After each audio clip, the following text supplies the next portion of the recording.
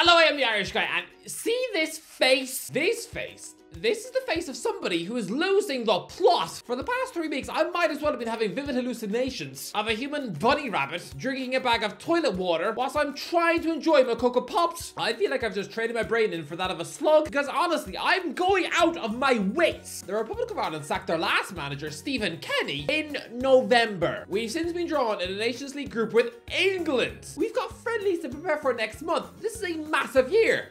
I don't want to lose to England twice, and yet nothing. No announcement. Instead, we are a rudderless ship. Waiting for Ireland to announce a manager is like waiting for KSI to announce a fight with Jake Paul. I will talk about the absolute state of the managers who we are linked with later on in the video, but for now, I mean, why are we getting turned down with like Chris Coleman? The only time the FAI should be hearing no from Coleman is when they ask Seamus to wear a dress to work. People want to try and pretend that this is an embarrassing era for Irish footballers, that these players are about as talented as crippled shrimp. Let me hoping for my national team to get some actual good results. I might as well go down my local McDonald's and pray for the morbidly obese bloke in the corner. The man who hasn't stepped foot outside the shops since 1994 is like me expecting him to run a marathon with me. Yeah, pretty sure if he even felt fresh air in his cheeks, he'd probably melt like a vampire in the sun. He probably can't go 3 consecutive minutes without munching on a chicken nugget. But more on Steve Bruce later. People like to tell me that Ireland are a hopeless cause. We're never going to qualify for anything ever again. That this is a nation which is now just addicted to rugby, hurling, and Conor McGregor's tweets. The interest in soccer has dwindled to such a degree that Eamon Duffy doesn't even get asked for selfies in the street, right? Wrong. Lads, I don't care about rugby. I care about football, and I haven't given up on them yet. Yes, Ireland's results over the last 4 years have been embarrassing. So many horrible defeats, but what do we expect? We had a bloke who looks like a middle-aged dentist at the wheel. The era of Stephen Kenny was the most tiresome, boring, pathetic era of Irish football. We failed to score in 15 matches. We lost to the likes of Finland, Luxembourg, Armenia, Greece. We couldn't even beat New Zealand in a friendly. I mean, come on, everyone in that nation is either a rugby fanatic, a hobbit, or a sheep. I'd imagine the football players in New Zealand are just treated as weird nerds. Come home from school and tell your dad that you're not interested in rugby when you're 12. You'll probably get sent to a psychologist. But lads, 2 years ago, I did a video identifying how this is an Ireland golden generation. I'm gonna pick a starting 11. My starting 11. You tell me this isn't absolute quality. You tell me this is not a Premier League team. Tell me, okay? Let me know in the comments. Where would this team finish in the top flight of English football? Right, in goal.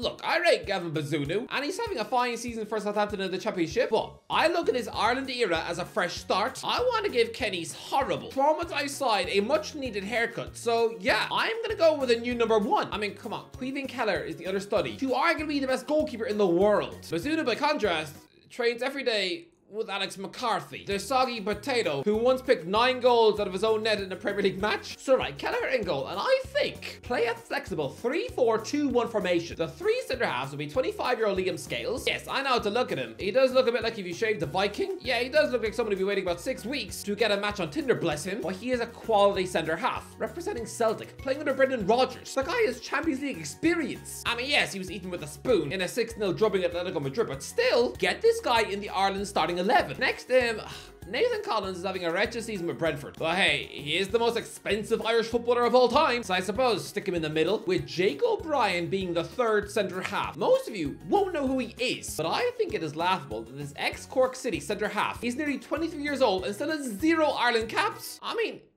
he plays for Lyon, you know, one of Europe's most successful ever clubs. When I was growing up, they were winning 7 French league titles in a row and reaching Champions League semi-finals. I mean, come on, it's like if I told you that in 20 years, there'd be some weasel-faced lad from Kilkenny playing every week for PSG. The FAI just treat him as if he's some constipated pigeon on the roof of their shed. O'Brien plays every week for Lyon. He's been part of their upturn in form, where they've climbed from the relegation zone into the top half of the league. This is someone who's keeping Dejan Lovren out of the team. You know, someone who once tipped himself as being one of the best defenders in the world. If the FAI continue to ignore a centre half who is utterly ripping it up in France, then I probably will feel like just mailing them an envelope filled with my own poo. Right, so then, the flat midfield 4. Festi Ebosele on the right wing, the ex-Derby County wingback who plays every week on the right of midfield for Udinese in Serie A. Okay, his goal-scoring stats and assists are utter wet garbage, but still, he starts pretty much every week, playing against European giants in one of the top leagues in the world. To be fair, he's also in the same dressing room as former Watford player Christian Kabasele, so they must get mixed up more often than the Jedward twins. But if a regular Udinese star is not getting in the Ireland team, that makes about as much sense as Beyonce being refused a seat at Costa Coffee. Yes, a couple of her songs do sound like a cat being strangled in the park, but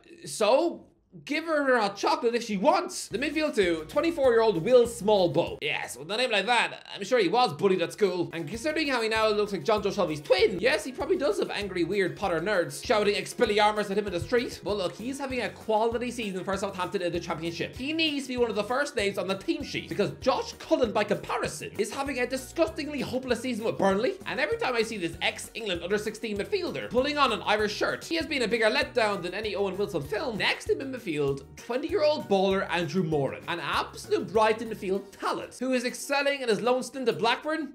Oh yes, by the way, English commentators, it's Moran, not Moran. Every time you say Moran, you sound like a moron. Well, I mean, lads, this kid had the mother of all Novembers. 1 goal and 5 assists in 4 consecutive league games. That purple patch spurt alone was enough to make me dizzier than a penguin in heat. The fact he only has 11 minutes to his name in an Ireland shirt, that stat alone tastes like a vomit-flavored lollipop. This kid is the absolute flair in midfield. Another Wes Hoolahan. I mean, lads, he was playing first-team football for Drogheda United at just 15. He is our Martin Odegaard and learning under De Zerbi next season after his Blackburn stint. Get him in the team now. On the left side of midfield would be Southampton left-back Ryan Manning to provide the defensive balance. Again, he's having a great season in the Championship too. And then the front three. This is when things get saucy. Obviously, future £100 million superstar Evan Ferguson chucked up front as our absolute icon striker, but behind him, Luton superstar Chidozie Ogbene, but beside him, Sammy Smodics, eligible for Ireland, been in multiple Ireland squads, but the fact that he turns 29 years old in September and still doesn't have a cap? What have we been doing? He's just 2 weeks younger than Jack Grealish, someone who we were begging to choose us 9 years ago. Smodics, born in Colchester, but eligible for both Hungary and Ireland through his grandparents. He's got 24 goals in 36 games for Blackburn this season. Yes, he does look a bit like an arrogant meathead who gives me Anthony Stokes vibes, but he is an absolute fire. He's the guy who was bought to replace Ivan Toney at Peterborough 4 years ago. He is absolute flair, a quality gem. Get him capped and get him capped now. So that's a brilliant team. It is. It would finish 12th in the Premier League with a bench filled with likes of Bazunu, Dara O'Shea, Andrew Omobile, Johnny Egan, Matt Doherty, Seamus Coleman, Alan Brown, Tom Cannon. I want to flush away the past. I don't want to see the likes of Enda Stevens, Jeff Hendrick, or Robbie Brady crawling anywhere near a squad again. They are finished. Look to the future. Look at uncapped 25-year-old midfielder Jack Taylor, who is pulling strings in midfield for high-flying Ipswich Town. Look at Kevin Zeffy, just some normal teenage winger from inner city Dublin, right? Nothing special there. Oh no? How about the fact that he just left Inter Milan for Roma? Casually jumping between European monsters as if they're just KFC restaurants. Don't you tell me that he's not an exciting budding young superstar playing for the same youth team which produced Totti and De Rossi? I want to look outside the box. Have a look at versatile defender James Abankwah, who's also in the books of Udinese. Or Anselmo Garcia McNulty, a 24-year-old centre-back who's gone through the likes of Real Betis, Wolfsburg, NEC Breda, and now PEC Zwolle, and mid-table's solid Eredivisie outfit. This is a defender born and raised in Spain, but who just so happens to have a mother from County Clare called Maeve. Yes, I know for you non-Irish watchers, you probably think the name Maeve just sounds like the noise a cow makes when it's lonely, but I'm sorry, born and raised in Spain. He's not just some Neanderthal lumpet centre half from the Wicklow Mountains. No, in my head, he's gonna play football like PK. Get him in the squad too. Seeing so many Irish footballers playing abroad instead of rotting on the benches for League One clubs, it soothes my heart. Even Troy Parrott, some ex-Spurs hotshot wonderkid, who I was massively losing patience with, even he's got 7 goals in 20 games for Excelsior in the Eredivisie. Atamita has finally stepped away from Norwich to score 4 goals in his first 4 games on loan at Celtic. And again, considering Brendan Rodgers coached both Luis Suarez and Jamie Vardy the Premier League Golden Boots, this guy knows how to manage strikers. I'm excited. Also, Liverpool aren't just restricted to one double-barrel Trent. Trent Coney-Doherty is a 17-year-old striker who plays Ireland under-19 football and is absolutely one for the future. His middle name is Toure. Trent Toure Coney-Doherty. What a name. I mean, lads, Carl Heffernan is an 18-year-old centre-back at Newcastle who they bought from AC Milan. I mean, what is going on? This is an exciting generation, but get a manager in now. Lee Carsley was the dream. And England, Euro Under-21 winning manager in the summer. Someone who's worked at Manchester City. Clearly he is a quality future club coach. But he said no. The FAI interviewed Neil Lennon, some ginger hobbit who just sacked after 6 months in Cyprus. He has been a managerial damn squib for the last 10 years. He only got a semi-decent high-profile job at Bolton, based on the fact that he once beat Barcelona once. Yeah, he masterminded that historic win, despite having 11% possession of the ball. Guardiola, he ain't. I mean, lads, we have interviewed Anthony Hudson. I mean, you're right to say who. I don't know either, but he's apparently the former coach of Real Maryland Monarchs, Tottenham Reserves, Newport County, Bahrain, New Zealand, Colorado Rapids, And now, Al Markia in Qatar. How did the FBI even know who he was? Steve Bruce is the favorite for the job. Of course he is. That man is so desperate for work. He's sniffing around the vacant South Korea gig.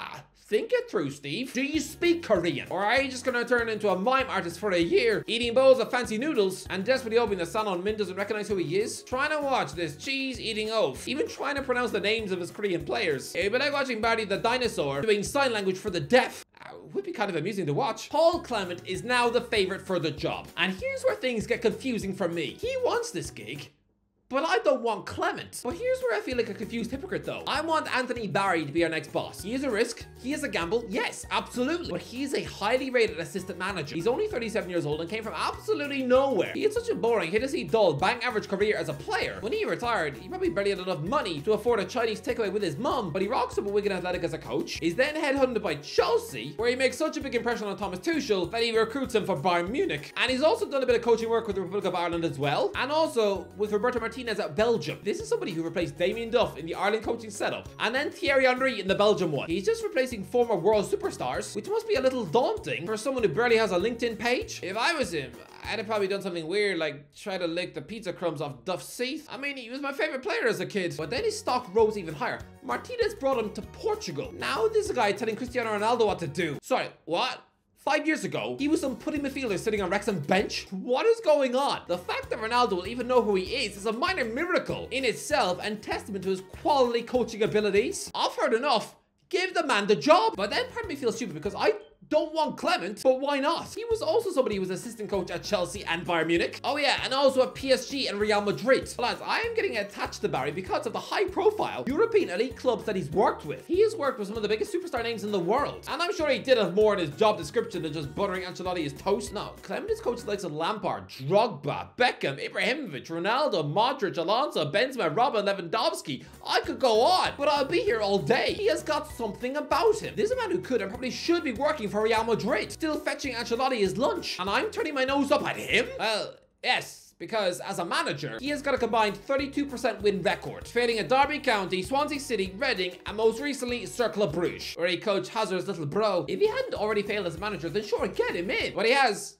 He's damaged goods. I don't know. Am I being unfair? Should I be excited about Clement? Someone whose WhatsApp contacts will be flooded with mega celebrities? Lads, this is a guy who could realistically have lunch with Anelka if he so wished. He probably gets Facebook happy birthdays from Iker Casillas. He is a superstar assistant coach, but again, do I want Clement? Maybe I do. If he's good enough for Ancelotti. No. Take a punt on Barry. Just do it. Yes, he might be Clement Part 2, but I want a fresh, hungry, young setup. No has-been failed managers, dogged with horrible, depressing baggage. I see a vibrant, up-and-coming Ireland team in the future, and I want a young, hungry manager to match. No Bruces, no Lennons, no Hutons, no Poyets. I want a credible, talented young coach. And no, I don't mean John O'Shea. There's nothing positive about somebody who was just sacked after 2 months at Birmingham City, after being part of that horrible meltdown with his mate Rooney. Bring in Barry, that's all I want. Now he's sounding like Benitez 15 years ago. But lads, Anthony Barry from Portugal and Bayern Munich. Go on, get him in and let's crack on and beat England this year. Anyway, that's the. Let me know what you think. Let me know. Am I wrong? Let me know. To the Ireland fans, who do you want as manager? Let me know in the comments. If you enjoyed the video, don't forget to get like, as always. I'll talk to you in a while.